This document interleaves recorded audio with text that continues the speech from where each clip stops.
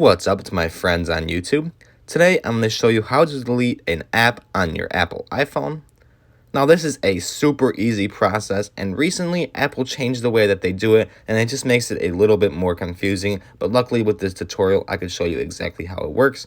So you're going to go onto the app that you want to remove, and if you just hold down the app there, you could see this menu here. It just has two options, either remove the app or edit the home screen. From there you could click remove the app, and it's going to bring up this prompt here where you could either delete the app or remove it from home screen. Now I've actually done both in many different situations. If I want a cleaner home screen, I could just remove it from the home screen, and then I could still do the search button at the top and still have the app downloaded on my profile. It's just removed from the home screen, and it's kind of like an out of sight, out of mind sort of thing, whether if you delete the app, it deletes all the data off the app, unless of course the app has a drive stored on the cloud, then you could recover your data. But for most apps, when you delete it, it completely wipes all of your data. So the next time you log in, it's going to be like you just opened the app for the first time if you ever decide to re-download the app. So make sure that if you just go around deleting apps, you don't have any data saved on there that you want to recover.